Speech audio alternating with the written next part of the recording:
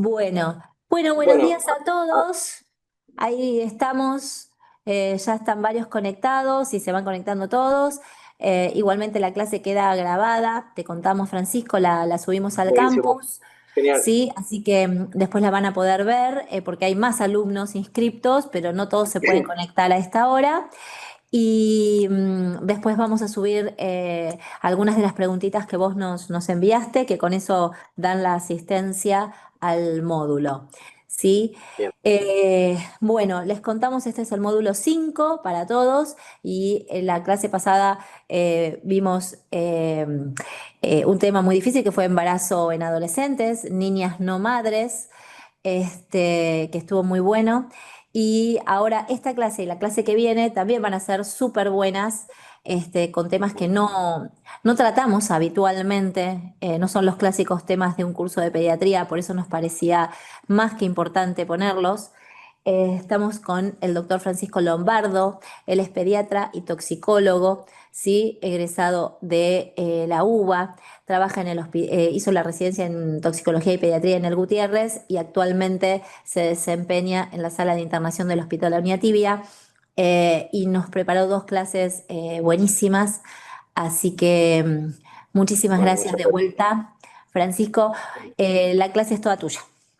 Bueno, muchas gracias. Muchas gracias por la presentación. Bueno, vamos a arrancar con un tema que justamente en esta época del año cobra relevancia, pero hay que entenderlo que es una intoxicación que se da a lo largo de todo el año, ¿sí? Tiene unas características esta intoxicación que suele pasar desapercibida porque se la conoce como, la han escuchado por ahí hablar como la gran simuladora, como una intoxicación que simula un montón de otras patologías que si la persona que lo está evaluando, el médico que lo está evaluando, no la, digamos, sospecha, jamás va a llegar al diagnóstico. Y vamos a ver un poco en el desarrollo de la clase por qué no va a llegar al diagnóstico y va a pasar desapercibido. Antes que nada, este tipo de intoxicación cobra relevancia en cuanto al impacto que tiene a nivel de los medios. De alguna manera, esta intoxicación empieza a ser como notoria o se escucha en esta época del año. De hecho, en estas últimas semanas se ha hablado demasiado de este tipo de intoxicación. Y vamos a ver que a veces las características que hablan de este tipo de intoxicación, obviamente, como todas las impacto periodístico que tiene un poco más de amarillismo, ¿no? De buscar un poco el impacto, de buscar a la gente que se muere, la gente que pasa algún evento desafortunado que con la intoxicación con monóxido de carbono puede pasar, pero vamos a ver que en el desarrollo de la charla es una intoxicación que es totalmente prevenible, ¿sí? Es una intoxicación que si nosotros tenemos algún tipo de pautas que podemos brindar al paciente desde la atención primaria, desde una internación o un evento que haya sido desafortunado, que haya terminado en una intoxicación, evitamos este tipo de intoxicación. A lo largo de los años no hay como un impacto en cuanto a lo mediático, darle importancia con respecto a la prevención. Entonces, siempre aparecen estas noticias, ¿no? Desde 2016 yo acá tengo como una recopilación, ¿sí? De distintas noticias periodísticas, en distintas fuentes periodísticas, donde el impacto es que se muere una pareja, se intoxica, más muertes, ¿sí? Murió un paciente intoxicado. Y vamos a ver que este tipo de intoxicación uno piensa que es un poco una intoxicación de algunas situaciones marginales, si bien también es frecuente, vamos a ver que la fuente es tan extensa, ¿sí? Por eso les digo que a lo largo de todo el año se puede ver esta intoxicación, porque hay distintos elementos que provocan esta intoxicación, que son las fuentes toxicológicas, que se pueden encontrar en cualquier lado. Por ejemplo, acá en esta noticia del 2016 tiene monóxido de carbono, mató a una pareja en un yate que surgió en un generador eléctrico. Vamos a ver que el generador eléctrico es una de las fuentes también, ¿sí? Por eso les digo que es durante todo el año. En cuanto a este tipo de intoxicación, a veces cuando hay cortes programados de luz o como se corta la luz, a veces la gente usa este tipo de generador, no son hoy por hoy tan costosos como eran hace un tiempo atrás, y tiene una combustión que hace que esta intoxicación se genere por no tener las medidas adecuadas. ¿Sí? Acá otro tipo de intoxicación. Y vamos a ver un poco cómo el impacto periodístico, ¿no? También, o sea, decir, cómo de alguna manera, algo que nos cuesta tanto a los médicos, que es notificar, hace que este tipo de intoxicación pase desapercibida. No sé si se acuerdan, pero en 2018 fue como relevante a nivel de los medios que una periodista que en Canal Rural, si no me equivoco, que se había intoxicado en La Pampa tras inhalar monóxido de carbono. ¿Sí? La noticia relata todos los antecedentes que tenía esta conductora, todo lo que había pasado, y bueno, toma como relevancia la intoxicación. Vamos a ver por qué les digo que a veces los médicos obramos un poco en consecuencia con respecto a la notificación. Este tipo de intoxicación es de notificación obligatoria, ¿sí? Se tiene que notificar en el CISA y de alguna manera hace que nosotros tenemos registrada esta intoxicación. La verdad que obviamente como toda notificación no nos gusta notificarla, pues a ningún médico le dicen que hay que notificar algo, la verdad que no nos causa gracia notificarla, nos encantaría que haya algún administrativo o alguien que se encargue de todo esto para nosotros zafar de ese hecho, ¿sí? Eso se entiende. Pero ¿qué pasa con esto? Pasa que no evidenciamos y no tomamos relevancia de lo que tiene que ver con esta intoxicación. Hay un subregistro y ahora vamos a ver, van a ver que este intoxicación es de 2018 y que se murió esta persona por intoxicación con monóxido de carbono y yo después les voy a mostrar un poquito las estadísticas para que tengan en cuenta, ¿sí? Acá detalla un poco qué fue lo que pasó, qué fue que hubo un escape de intoxicación. Después, cuando uno lee el relato periodístico, hay un montón de fallas en cuanto a lo que relatan de cómo se produce esta intoxicación. Entonces, por un lado te informan una muerte y de otra manera te desinforman porque no se aclara bien cómo se provoca esta intoxicación, ¿sí? Otro caso también que fue como relevante en los medios cuando un senador de la provincia de Formosa se intoxicó todo su grupo familiar que llevó a que tanto la mujer como el hijo fallecieron en este tipo de intoxicación. Entonces, esto van a ver que también es del 2018, ¿sí? En la provincia de Formosa. Les doy esos datos porque ahora vamos a ver un poco con respecto a la notificación, ¿sí? Bueno, acá relatan que hubo una pérdida de gas. Volvemos a la desinformación, ¿sí? Pérdida de gas. Vamos a ver a lo largo de la clase, de la charla, que no es una pérdida de gas, sino tiene que ver con una combustión incompleta, ¿sí? Que genera este gas, ¿sí? Pero no es que pierde gas, porque si no, se interpreta que si la cocina me pierde gas, me voy a intoxicar con monóxido de carbono. No, eso va a ser butano, propano, otro tipo de intoxicación, ya sea una garrafa, un gas, digamos, de red, ¿sí? Pero no va a generar, o sea, no es la pérdida de gas común que conoce la gente, porque ese tipo de intoxicación es recontra leve. Recuerden que esos gases tienen un olor característicos que hacen que uno se da cuenta que se intoxica con ese gas, entonces justamente se pone ese olor para que no pase desapercibido y vamos a ver que el monóxido de carbono no genera ningún olor, no genera ningún sabor, no genera ninguna alteración en cuanto a lo que uno se puede dar cuenta, ¿sí? Otro caso importante, sí, con respecto a lo que tiene que ver de la parte periodística, ¿se acuerdan que en el 2019 un futbolista argentino que estaba en el exterior, sí, estaba desaparecido un montón de tiempo, que había viajado en un avión particular, que tenía que hacer un viaje, si yo no me equivoco, era con respecto a que había viajado para las fiestas, para la Argentina, y después de acá se va hacia su club donde jugaba, y en un vuelo particular? No se lo encontraba, no se lo encontraba, el avión estaba desaparecido, estuvo como en los medios resonando un montón de tiempo, hasta que, bueno, se encontró a este jugador que se llamaba Sala, ¿sí? Que tuvo una muerte que fue provocada por una intoxicación con monóxido de carbono. Él, tanto como todos los tripulantes que estaban en ese avión, fallecieron por una intoxicación y encontraron en su concentración de sangre, ¿sí? Una, un estudio específico para hacer el diagnóstico de certeza de este tipo de intoxicación, que es la carboximoloína, que fue de 58, ¿sí? O sea, no hay como valores que correlacionan que el valor de carboximoloína genere un cuadro clínico, ¿sí? Antes se usaba una correlación que en realidad se vio que hay gente que con una concentración de 10% tiene una sintomatología muy grave y hay gente que con valores altos, por ahí están totalmente asintomáticos. Por ahí los pediatras lo han visto, esto que les cuento, porque a veces pasa que el papá, la mamá traen a su chico intoxicado, que por ahí tuvo una pérdida de conciencia, que le pasó un evento grave, que vienen a la guardia como pueden, y los padres dicen que no le duele nada, por ahí el chico tuvo una convulsión, tuvo una pérdida de conciencia, y le haces un dosaje de carboximoloína y por ahí tienen 35, 40, ¿sí? Ese evento de estrés hace que por ahí pierdan la noción de la gravedad que tiene esta intoxicación. A este muchacho, a este futbolista, le encontraron 58, una, un, un valor bastante elevado, mortal, que fue lo que le pasó. Bueno, de hace poquito, sí, Crónica siempre nos despacha con estas noticias, monóxido de carbono, el asesino silencioso, pero bueno, dentro de todo le pone el título que corresponde, sí, el asesino silencioso. Y esta es de 2022, sí, hace poco en el barrio de San Cristóbal también, que por manipular distintos elementos generó un tipo de arreglo en lo que tiene que ver con el gas y generó una combustión incompleta y bueno, fallecieron varias personas en este tipo de intoxicación. ¿Qué pasa cuando hablamos de este tipo de intoxicación? ¿Dónde hacemos la prevención? Por ahí la prevención con respecto a alertar a la población no son en los lugares adecuados, ¿sí?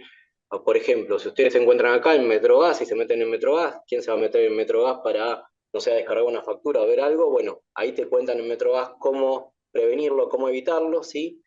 Y la verdad que siempre las intoxicaciones no son visibles para la población general, ¿sí? Nosotros en el ámbito médico sí estamos avesados en este tipo de intoxicación, o por ahí si tenemos que poner una folletería estaría buenísimo para el consultorio, para el hospital, para algún centro de salud, para buscar estas publicidades para que la gente esté alerta, pero a veces no son la forma más adecuada. ¿Qué les voy a contar acá un poco? Bueno, ahí hay una prevención del gobierno de Salta, del gobierno de Mendoza y del Partido de la Costa y del gobierno de la ciudad. Hace poquito, sí, si no me equivoco, esperen que me tapa el teléfono, pero ahora, 24/6/2023, me llegó una notificación del Ministerio de Salud que hablaba de este tipo de intoxicación, ¿sí? O sea, es decir, me llegó una notificación, seguramente va a estar registrado en algo que me llega este tipo de notificación. Está bueno, sí, o sea, está bueno que hagamos este tipo de campañas, pero lo que hay que tener presente es que hay que hablarlo más de forma más masiva y un poco más difundido, ¿sí? Esto es una prevención que hizo el Hospital Posadas, el Servicio de Toxicología.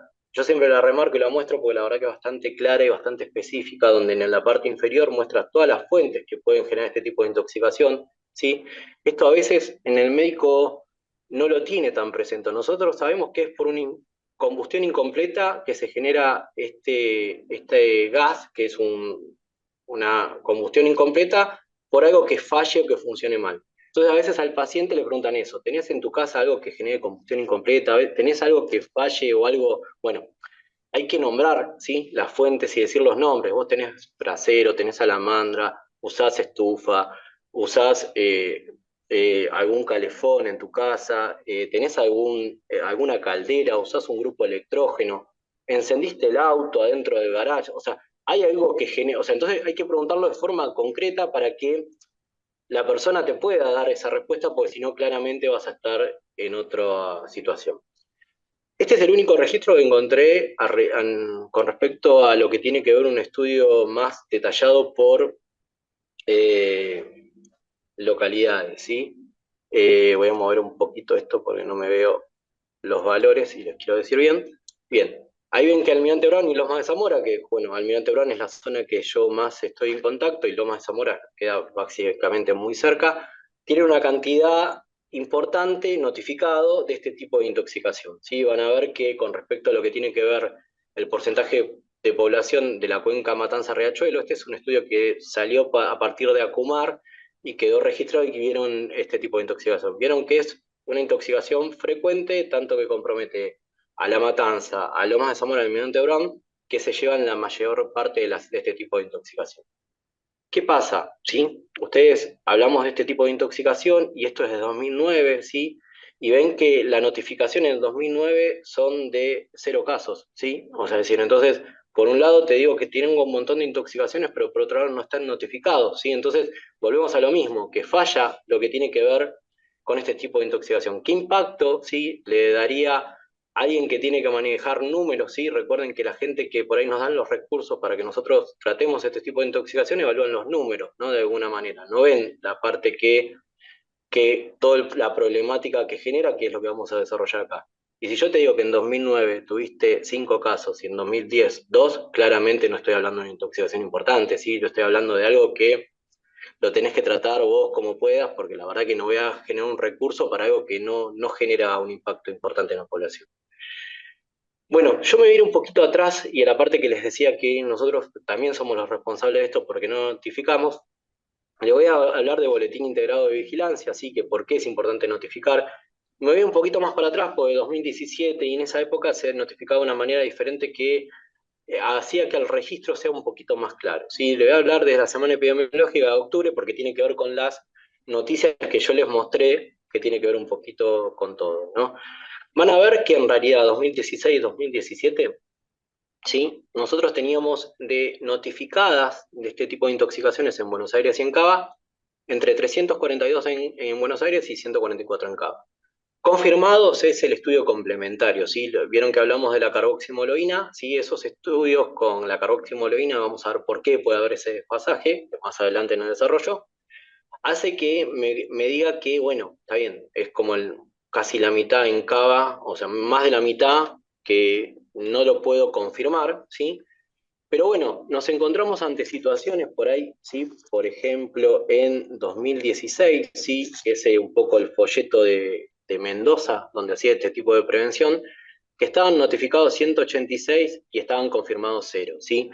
Entonces, acá me falta algo que yo tengo que elaborar un poco con el recurso. Esto, si nos metemos en la parte de la gestión de salud, ¿sí? Ahí hay algo que está faltando en ese lugar, en Mendoza, que no me permite confirmar esos 186 casos, porque no puedo tener 186 sospechosos notificados y confirmados cero, ¿sí? Y a lo largo del tiempo. Entonces, por ahí, por un lado, la campaña de prevención está buenísima, pero pensemos que estamos casi en una cantidad tan importante como Cava, ¿sí?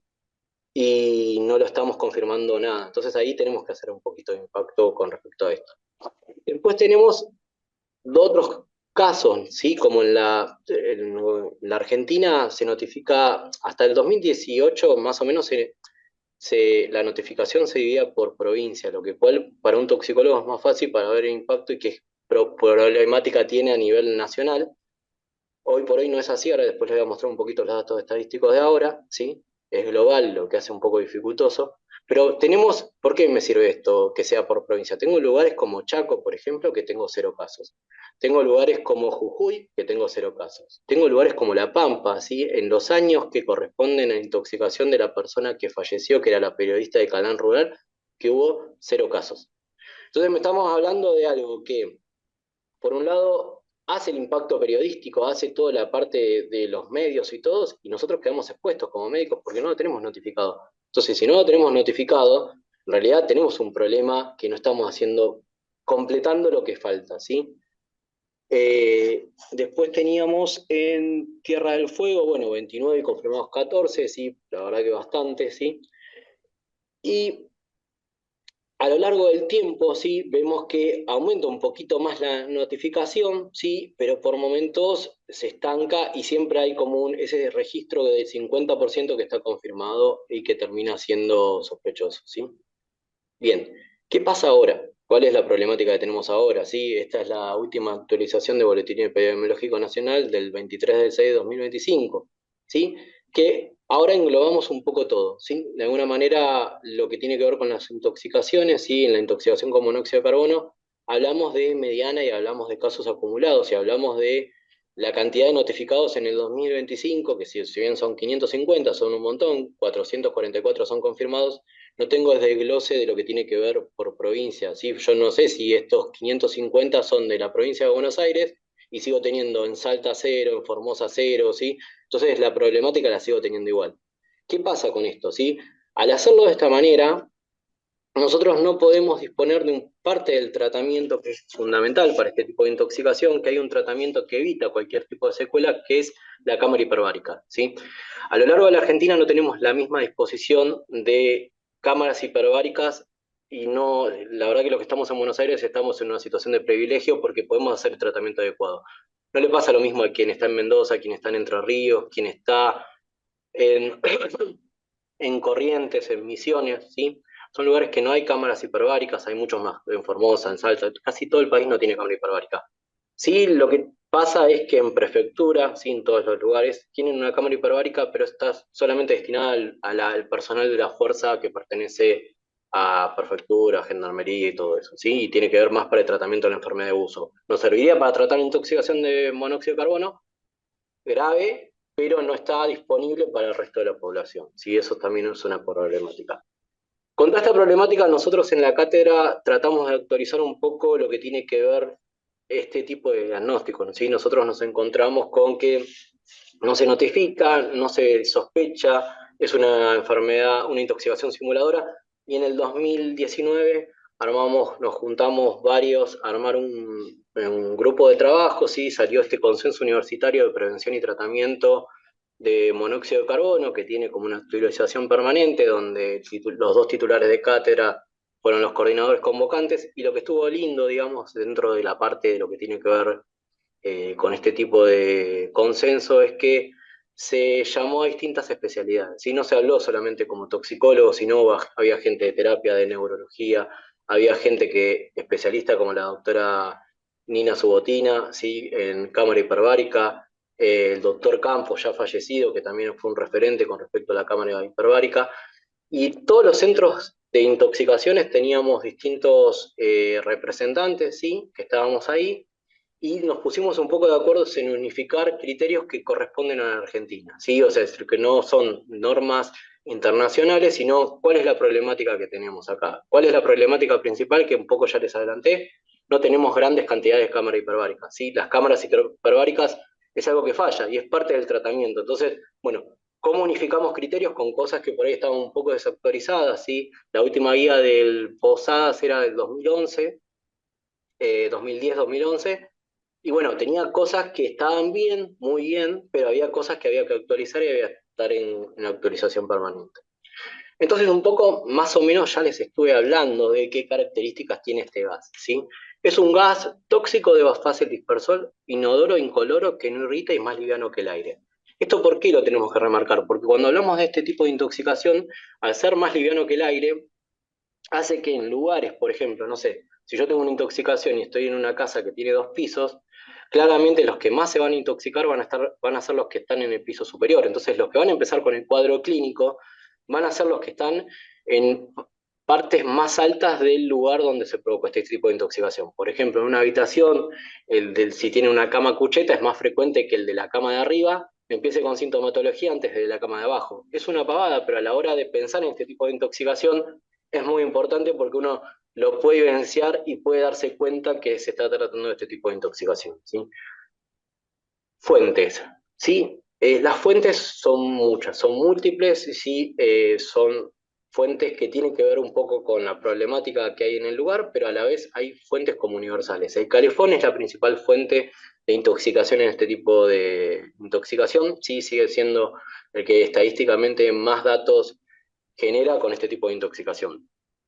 Antiguamente, por eso está esa foto así, los calefones estaban en el baño, ¿sí? Hoy por hoy, para hacer una habilitación de gas con un gasista matriculado, ningún gasista matriculado va a poder habilitar un calefón en el baño, pero era algo habitual en las casas antiguas, ¿sí? Hasta hace un tiempo no tanto, que el calefón esté en el baño, ¿sí? Otra fuente frecuente es el brasero, ¿sí? El brasero, de alguna manera más rústico como el que tenemos ahí a la izquierda, y el Fashion. En un momento, en el 2018, por ahí, se puso de moda un brasero como el que está ahí abajo, ¿sí? Que era un brasero bastante fashion, que se vendía por Mercado Libre, ¿sí? Te podía llegar. Nosotros tuvimos en el Gutiérrez un paciente que se intoxicó, ¿sí? Que vivía en Recoleta, ¿sí? El Gutiérrez queda en la zona Palermo-Recoleta, vivía en Recoleta y había comprado este brasero y lo puso en su living comedor, ¿sí?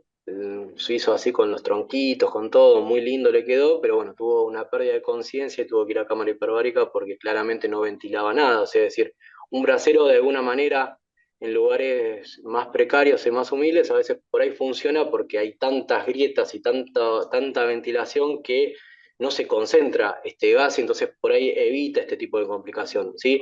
Si uno piensa, a veces pasa esto de que hay pautas culturales que por ahí en tu casa antes lo hacían y no se intoxicaban nada, nunca, pero bueno, por ahí porque tu casa filtraba un montón de cosas. Hoy vivís en una casa de material totalmente cerrada y colocas un brasero el que sea, claramente te vas a intoxicar, ¿sí? Otra fuente también importante, ¿sí? Aparte de calefón y los braseros, son las salamandras, las estufas y las cocinas, ¿sí?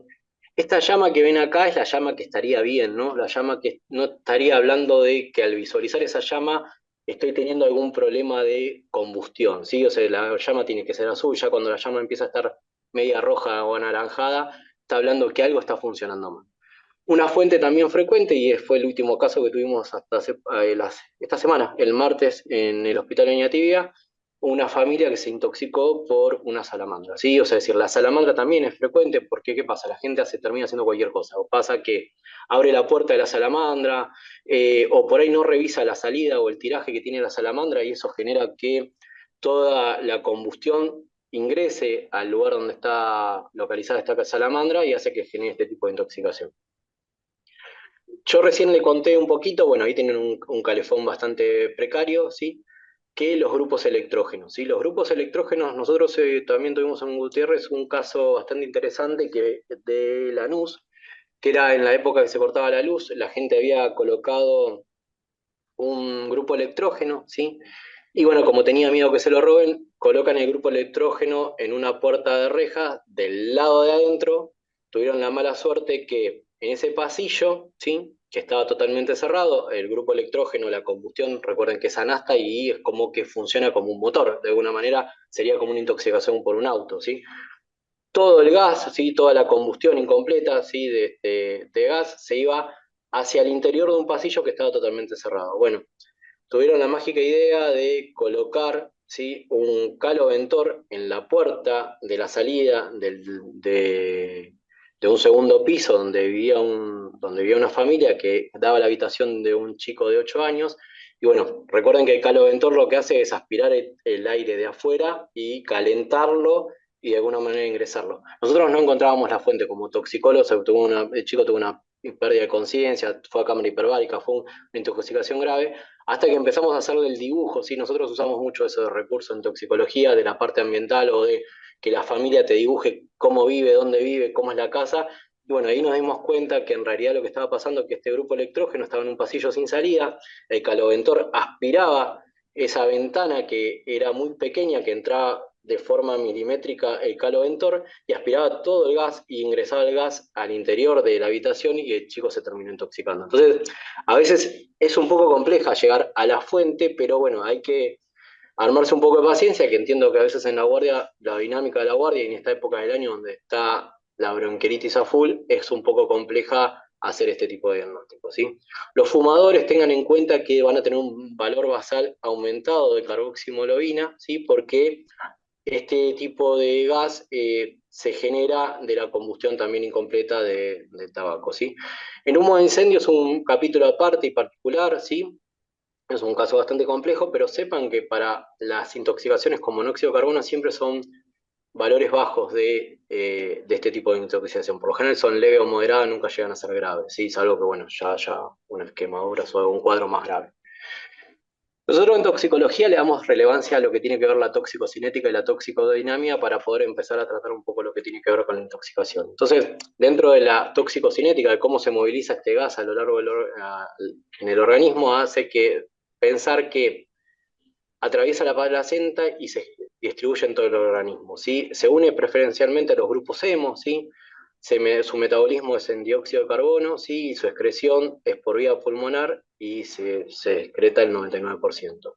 Y algo importante, sí, por los toxicólogos le damos bolilla a lo que tiene que ver lo que se llama la latencia. ¿Qué pasa? Yo me intoxico ahora, si estoy en mi casa, me intoxico, usé un brasero, y resulta que decido ir a la guardia después de 8 horas, ¿sí? Porque, no sé, me demoré, me siento mal, me empieza a doler la cabeza, empiezo con vómitos, pienso que por ahí, no sé, comí panchos recién y que por ahí me cayeron mal, o sea, le echo la culpa a un montón de cosas, tardo en ir a la guardia, me voy, voy a hacer mi actividad, me sigo con dolor de cabeza, tardo 8 horas en consultar. Bueno, sepan que en 4 o 5 horas respirando aire ambiente, ¿sí? El estudio complementario que voy a solicitar va a ser negativo, ¿sí? No voy a tener un estudio de certeza para confirmar este tipo de intoxicación. ¿Qué puede pasar? En los casos que no están notificados, que yo les mostré, puede pasar que se demoró mucho en pedir este estudio complementario, o puede pasar que no tengan el recurso para pedir el estudio complementario, que es la carboximoloína, ¿sí? La carboximoloína es el estudio específico para hablar de este tipo de intoxicación. Respirando oxígeno al 100%, ¿por qué aclaro lo del 100%? Porque a veces hay pacientes que están intoxicados que están con una cánula nasal. La cánula nasal son 3 litros, no sería el tratamiento adecuado. Recuerden, si tienen un paciente intoxicado, le tienen que colocar una máscara con reservorio, ¿sí? Para que sea el 100%. En 80 minutos se disocia totalmente y el estudio complementario va a ser normal. Y el tratamiento específico para los casos graves, ¿sí? Es la cámara hiperbárica, que en 20 minutos, ¿sí?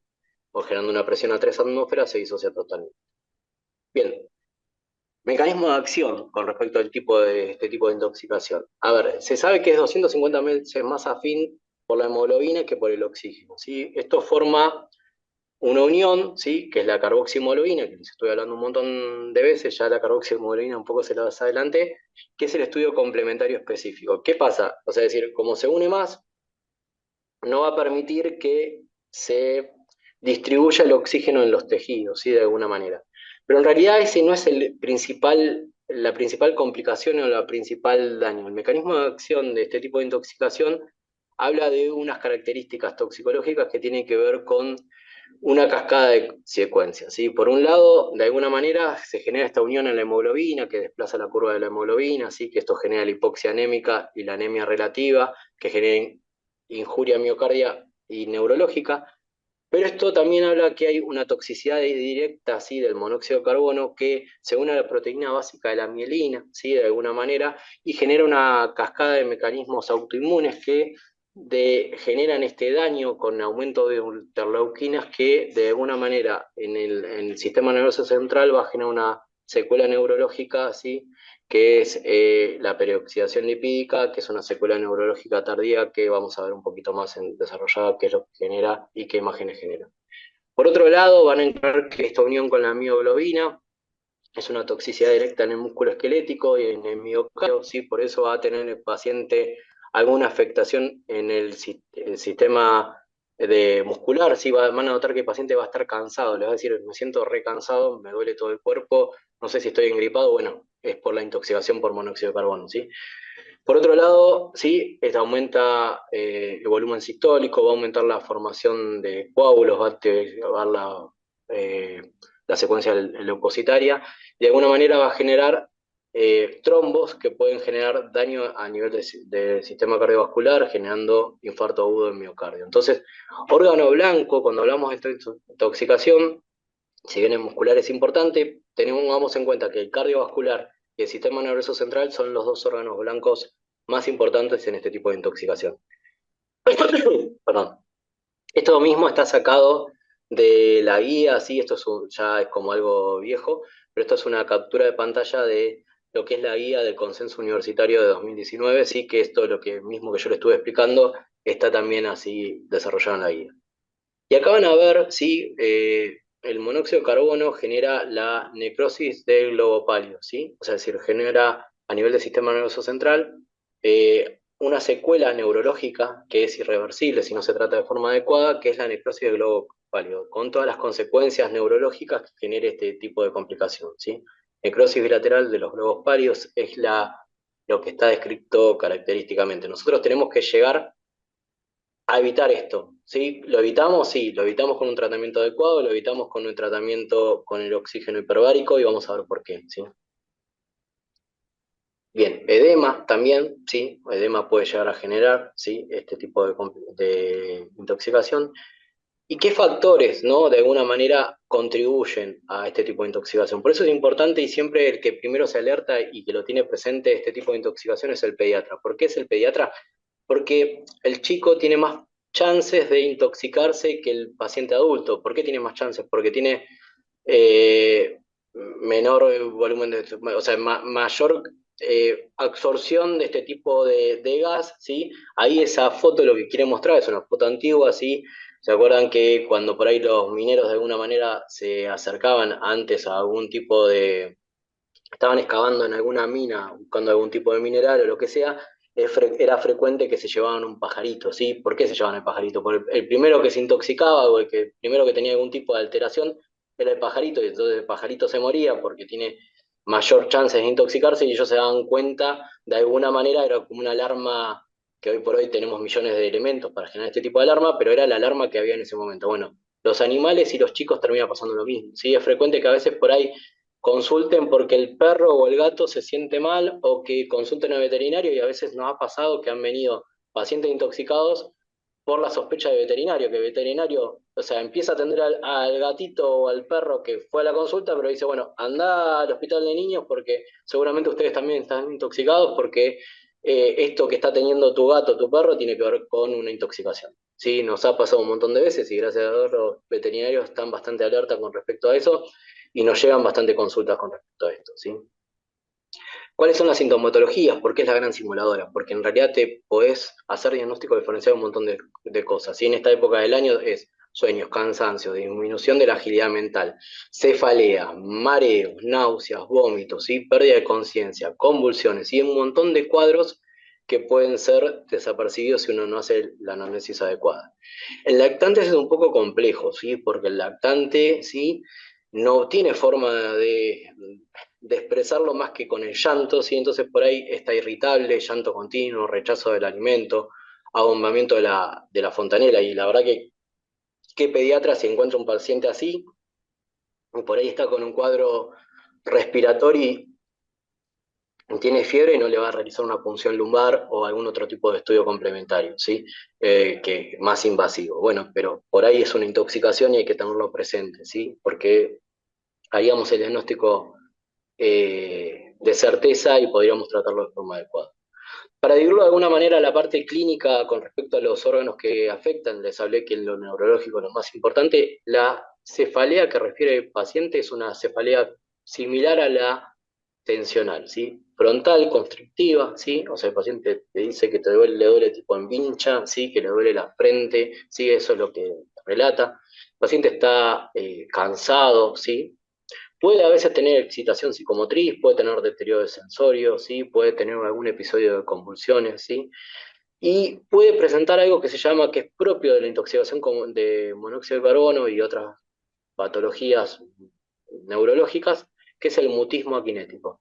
Es horrible cuando te lo relatan, que te cuentan esto, porque la verdad que debe ser una situación de angustia importante, ¿sí? El último que me acuerdo fue una familia que el papá dice que en un momento nota que su hijo tiene una pérdida de conciencia, su mujer que estaba embarazada empieza a vomitar y no para, y no la podía levantar, y trata de abrir la puerta, ¿sí? Trata de abrir la ventana, perdón, que los familiares estaban, no sé si en un asado, afuera, no sé cuál era la situación, pero había gente que lo podía ver, y él abre la puerta, abre la ventana, perdón, y trata de hablar y no le salen las palabras, ¿sí? O sea, es decir, esa sensación de querer expresar algo y no podía hasta que, bueno, empezó a ventilar, empezó a oxigenar y de alguna manera pudo sacar a toda la familia y evitaron la muerte, que era lo que iba a pasarle a esta familia si no abrían esa ventana, ¿sí? A nivel cardiovascular, es frecuente en pediatría encontrar hipotensión, ¿sí? O sea, es decir, es lo más frecuente que se encuentra, pero puede dar arritmias, infarto agudo de miocardio y dolor precordial, ANGOR, ¿sí? Gastrointestinal, náuseas y vómitos, ¿sí? Es lo más frecuente que puede llegar a pasar. Respiratorio ya es raro, sí, pero puede presentar disnea, pero ya hacen cuadros bastante graves, sí, edema agudo pulmonar, hemorragia pulmonar. Lo respiratorio no es lo más frecuente, sí. A nivel renal también es raro la necrosis tubular aguda, sí, pero lo más importante, sí, para que se queden de lo importante en intoxicaciones a nivel del sistema nervioso central, cardiovascular y muscular. La muscular, el cuadro que da es la debilidad muscular y la rhabdomiólisis, ¿sí? O sea, si ustedes van a encontrar CPK muy aumentada, ¿sí? Por encima de valor normal, ¿sí? A veces esta es la causa de alguna manera que uno le tiene que indicar al paciente que haga reposo de tipo deportivo por lo menos una semana o 15 días, ¿sí? Es algo que lo tienen que tener presente porque si no el paciente se va a sentir cansado mucho tiempo, ¿sí? O sea, el malestar va a ser constante, ¿sí? A nivel oftalmológico puede generar una visión borrosa, ¿sí? Y bueno, ya las alteraciones dermatológicas tienen que ver con un caso más de mortalidad que tenga que ver con un poco de el momento agudo y moderado si no estamos hablando de un caso mortal. Bueno, ¿Qué hacemos? ¿Cómo tratamos esta intoxicación? La verdad que el recurso que tenemos para tratar esta intoxicación está en todas las guardias de todo el hospital, es el oxígeno, ¿sí? O sea, en manera inicial de tratar este tipo de intoxicación es con el oxígeno, con máscara con reservorio. Recuerden no colocarle un Venturi, recuerden no colocarle una cánula nasal, máscara con reservorio de 100%, ¿sí? ¿Cuánto tiempo mínimo? Bueno, hablamos que, o sea, se disocia en 4 a 6 horas, ¿sí? Así que por lo menos 6 horas. En los casos leves, uno lo trata de dejar por lo menos 12 a 24 horas, ¿sí? Y hay valores de los estudios complementarios o características de los estudios complementarios que van a hacer que yo tenga que hacer otra metodología más invasiva, ¿sí? Ahora vamos a ver un poquito más. Recuerden que toda intoxicación de alguna manera se tiene que seguir de forma ambulatoria por consultorio. No puede ser que un paciente se intoxique con monóxido de carbono, lo dejen 12 horas con máscara con reservorio, se vaya a la casa y ya está. Tienen que arrancar con un montón de medidas que vamos a ver que tiene que ver con la prevención, ¿sí? O sea, cuando llega el grupo familiar a este tipo de intoxicación, tienen que evaluar si hay alguna persona más en la casa, ¿sí? Si hay alguien, quién los trajo, cómo vinieron, si dejaron abierto el lugar, si cerraron la fuente o de alguna manera interrumpieron la fuente de este tipo de intoxicación, pues si no, ya le voy a dar a este paciente, va a ir a la casa y se va a volver a intoxicar, ¿sí? A veces pasa, y me ha pasado un montón de veces, que por ahí dejan a una abuela, a un abuelo en la casa y se vienen con el chico a la guardia, y bueno, esa persona hay que ir a buscarla, ¿sí? O sea, claramente recuerden, sí, que fue un caso importante lo que tiene que ver de conciencia ambiental, de hecho es el Día de la Conciencia Ambiental por eso. Recuerden nunca ser una víctima más, ¿sí? Si ustedes se encuentran trasladando a un paciente en ambulancia, ¿sí? O van a buscar a este paciente, tanto bomberos como la policía le tienen que asegurar el ingreso a la vivienda para que sea una vivienda segura, así que ustedes no sean una víctima más de este tipo de intoxicación, ¿sí? Ya en los casos moderados y severos vamos a ver que estamos hablando con tratamientos más específicos que tienen que ver con oxígeno con otras características, que es el oxígeno hiperbárico, ¿sí? Nosotros lo que podemos administrar es el oxígeno normovárico, ¿sí? Lo antes posible, ¿sí? A veces el pediatra te dice, bueno, no le puse el oxígeno porque quiero hacerle la carboximoloína y por ahí como el chico le cuesta hacer el estudio, voy a esperar un tiempito más para hacerlo. No, colocar el oxígeno con una máscara con un reservorio, un estado de base, que es el estudio se hace el dosaje de la carboximoloína, no se demora demasiado tiempo, ¿sí? No, te va a demorar como mucho media hora hasta que buscar los elementos, ya exagerando en tiempo, y no te va a cambiar tanto el resultado y ya el paciente se va a empezar a sentir mejor, ¿sí? O sea, decir, esa media hora no te va a generar ningún tipo de complicación grave. Entonces, ¿qué tenemos que pensar en el paciente que tiene un cuadro de intoxicación leve, moderado o grave? Todavía nosotros no sabemos, ¿sí? El paciente llega, consulta porque tiene náuseas, vómitos, te dice que están todos así, que usaron un brasero en la casa, vos sos el pediatra que lo recibe, ¿qué haces? Bueno, lo primero que haces es le pones el oxígeno con máscara con reservorio, ¿sí? Después le vas a pedir estudios complementarios porque tenés que confirmar este tipo de intoxicación. ¿Qué estudio complementario vas a pedir? La carboximoloína, ¿sí? Se pide un estado base. Una de las cosas que pueden hablar en su hospital, donde estén, es averiguar en el laboratorio, porque hoy por hoy los kits de que vienen para el estado base es habilitar una función y que se notifique. Si nosotros en el Oñatibia hablamos con el jefe y la jefa y la subjefa del laboratorio para que a todos los estados de base salga el estudio, salga el resultado, porque ha pasado que han detectado intoxicaciones con monóxido de carbono, porque lo encontraron en un estado de base en un chico que por ahí estaba deshidratado, que tenía algún tipo de complicación.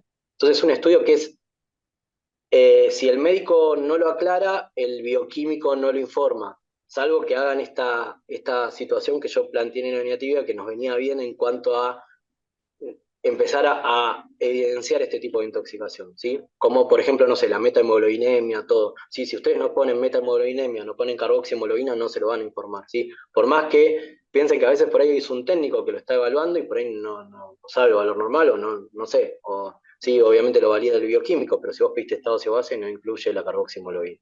Todo eso lo tienen que averiguar cada uno en el hospital que esté para ver qué características tienen que pedir. Después de estado de base tienen que pedir un ionograma, ¿sí? O sea, todos salen en conjunto. Tienen que pedir CPK, ¿sí? Porque hablamos de la enzima muscular que se va a estar alterada. Si piden CPK, tienen que pedir función renal, y también tiene que pedir troponina, ¿sí? Porque el impacto cardiovascular. Después hay estudios complementarios que son sumamente inespecíficos, ¿sí? Tenemos que el monóxido de carbono genera leucocitosis con neutrofilia. Entonces, ¿por qué es la gran cifradora? Viene un paciente con una convulsión que tiene afebril o tuvo un registro febril con leucocitosis, con neutrofilia, y bueno, tuvo una convulsión y bueno, lo van a punzar, van a hacer una punción lumbar, van a pensar en algo más infeccioso que está generando este chico, o van a estudiarlo un poquito más, le harán tomografía, harán un montón de estudios invasivos, que por ahí el estudio complementario de la carboximoloína está intoxicado con monóxido de carbono, ¿sí?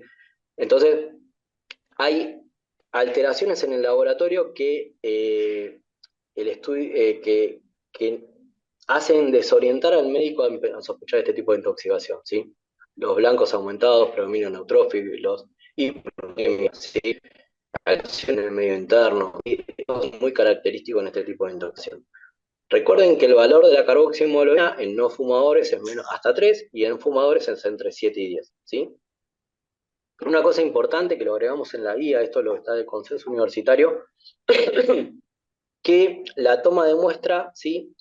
Puede ser o venosa o arterial. No es necesario que sea arterial, ¿sí? Para hacer este estado sebáceo. Nosotros estamos acostumbrados por ahí en esta época del año, por ahí en pacientes que estén un poquito graves, que estemos definiendo su conducta, si requieren o no asistencia respiratoria mecánica, un estado sebáceo arterial para definir qué conducta seguimos. Bueno, el monóxido de carbono puede ser venoso, ¿sí? Entonces saquen un gas venoso, ¿sí? Va a ser más menos cruento para el paciente y el resultado va a ser el mismo, ¿sí? ¿Cómo se puede tomar la muestra? La muestra se puede tomar la muestra y si en el lugar que no la puedo procesar, si en el momento inicial abrimos en el laboratorio y no hay reactivos o no se hace o se dejó de hacer, sepan que la muestra se puede derivar hasta 3 días, conservarlo a 4 grados en la heladera. Entonces, en lugares que no cuenten con este estudio complementario, se puede derivar y pueden confirmar después este diagnóstico y por eso es importante que la saquen de manera inicial la muestra porque si ustedes hacen 6 horas de tratamiento o 12 horas de tratamiento, el estudio va a dar negativo, ¿sí? No van a poder confirmar que se trató o no de la intoxicación. ¿Por qué es importante confirmar la intoxicación? Porque si hubo una intoxicación, yo estoy seguro, hay un montón de estudios complementarios posteriores a la intoxicación que tengo que pedir o seguimientos que voy a tener que tener en cuenta que si no estuvo intoxicado no serían necesarios. Perdón. Bueno, esto es un poquito los estudios que uno tiene que pedir. Recuerden en la cabeza la carboximoloína, que es el estado cibo-base con ionograma, CPK función renal y troponina. Y los otros son sumamente inespecíficos, pero bueno, orientadores con el cuadro clínico. Diagnóstico diferencial, un montón. La verdad que vamos desde BRU en pacientes pediátricos, meningitis, síndrome gripal, gastroenteritis, intoxicaciones alimentarias, enfermedades neurológicas en pacientes adultos, hipertensión, hipotensión, la innombrable, ¿no? También la tenemos como diagnóstico diferencial. Y otro tipo de intoxicaciones que, bueno, ya entran dentro del diagnóstico diferencial de intoxicaciones per se. Bien, sumamente importante a la hora de la intoxicación es retirar al paciente del ambiente, ¿sí? O sea, es decir, esto parece una pavada, pero recuerden siempre cuando llegue el paciente, si el paciente no llega uno solo, si la familia va a traer al chico, al paciente pediátrico, pero piensen que hay un grupo familiar que está intoxicado. Entonces, recuerden preguntar, sí, porque la verdad que los pediatras en ese sentido laburamos diferente con los clínicos. Los clínicos a veces no le dan mucha importancia y le ha pasado a los pediatras a veces que por ahí una intoxicación para que lo evalúe el clínico, pero él dice, bueno, no es nada, es un síndrome gripal y uno se termina como pediatra discutiendo con los clínicos que, mira, tengo el paciente, el chico, el hermanito, todos es una intoxicación con monóxido, me dio una carboximologuina de 20, está intoxicado, o sea, no es una gastroenteritis, no es un síndrome gripal. Pero bueno, a veces el recurso que a veces hace el pediatra es tratar a todos juntos en pediatría porque en ese sentido a veces no compartimos el mismo criterio con los que evalúan, nos van a evaluar a nosotros, pero bueno. Importante retirar el paciente del ambiente, ¿sí? Administrarle oxígeno con máscara con reservorio, siempre normovárico, y arrancamos con normovárico, no esperar si tiene criterio de cámara hiperbárica, hagamos cuáles son, esperar a tener la cámara hiperbárica para hacerle el tratamiento, ¿sí? Y hacer los estudios necesarios para hacer el diagnóstico. Yo les hablé mucho de la cámara hiperbárica, les voy a contar después un poquito qué es la cámara hiperbárica rápidamente, ¿sí? Pero hay indicaciones que tienen que ver con este tipo de tratamiento. Hoy por hoy, la cámara hiperbárica a costo de lunes, martes. Estamos hablando que salen 60.000 pesos en el hospital naval y en otras cámaras privadas sale 150.000 pesos, ¿sí? O sea, es decir, hay un desfasaje en lo que tiene que ver con los valores, ¿sí? Recuerden que es un estudio que hay que pagarlo previamente para que se pueda realizar, por lo que le explicaba, si nosotros no lo tenemos, al no tener tanta notificación, lo ideal sería que tengamos una cámara hiperbárica para toda la provincia de Buenos Aires que sea pública y que sea administrada de forma no privada y que no nos cobren para poder hacer este tipo de tratamiento, ¿sí? Porque hay distintas patologías. La doctora Nina Subotina, sí, es como la referente nacional. Ella es una médica rusa que se formó allá, tiene una experiencia recontra importante, sabe un montón de cámara hiperbárica. Las charlas que da de cámara hiperbárica son sumamente interesantes. Les digo por si en algún momento buscan algún trabajo, investigación. Nina Subotina ha presentado varios trabajos de investigación, hemos tenido compartidos pacientes con respecto a su experiencia y la verdad que sabe un montón y es una persona bastante docente a la hora de explicar. Bien, les decía esto un poco la cámara hiperbárica que nos complica la notificación. El valor es un desfasaje, ¿sí? Al ser privado yo te cobro 150, otro te cobra 60, ¿sí? Lo que ustedes tienen que tener presente a la hora de este desfasaje de dinero es que las cámaras hiperbáricas estéticas no sirven para hacer este tratamiento, ¿sí? Porque esas pueden llegar a ser más económicas y pueden encontrarse en distintos lados, ¿sí? La estética, la cámara hiperbárica en lo estético tomó bastante importancia y no llegan a las atmósferas necesarias, que son 3 atmósferas, las estéticas llegan a 1,5, no sería el tratamiento adecuado en este tipo de intoxicación, ¿sí? Por ahí sí, genial para lo estético, por ahí sí para la recuperación muscular en un deportista, pero no para este tipo de intoxicación. Le digo porque a veces surge esto que, bueno, yo conozco a alguien que tiene una cámara y que por ahí me lo cobra 20.000, bueno, no le va a servir de tratamiento, si van a hacer un tratamiento incompleto. ¿Cuáles son las indicaciones? ¿Sí? Dentro dijimos que los dos órganos blancos que tienen que tener en cuenta van a tener que ver con las indicaciones, ¿sí? Si el paciente tuvo una pérdida transitoria o prolongada de la conciencia, es una indicación de cámara hiperbárica. Si tuvo una convulsión, es una indicación de cámara hiperbárica, ¿sí? A nivel cardiovascular, dolor precordial, movilización de enzimas cardíacas, ¿sí? Eso es parte de la cámara hiperbárica, ¿sí? Exploración neurológica o cardiovascular claramente anormal o persistente. ¿Qué quiere decir? Sigo con cefalea, me colocaste oxígeno con máscara con reservorio 6 horas y yo a mí me sigue doliendo la cabeza y tengo el mismo dolor de cabeza que cuando llegue, bueno, será una indicación de cámara hiperbárica. Me duele el pecho, no se me pasa, me pusiste oxígeno con máscara con reservorio y no se me pasa, y la carboximoloína es de 10, tengo indicación de cámara hiperbárica. Y el valor de carboximoloína, que eso fue cambiando a lo largo del tiempo, ¿sí? Antes era 30, después fue 25 y hoy por hoy es mayor a 20, mayor o igual a 20. Y otra cosa que cambió en las normas del consenso universitario es las embarazadas. En caso que la mujer esté embarazada, ¿sí? Toda mujer embarazada va a cámara hiperbárica. ¿Y por qué va a cámara hiperbárica? Dijimos que tiene mucha afinidad por la hemoglobina fetal. Ese feto va a estar sufriendo, ¿sí? Y va a ser la víctima principal de este tipo de intoxicación. Entonces, a las embarazadas las enviamos a todas a cámara hiperbárica, por más que su valor de carboximoloína o si usted es asintomático, tiene que ir a cámara hiperbárica, ¿sí?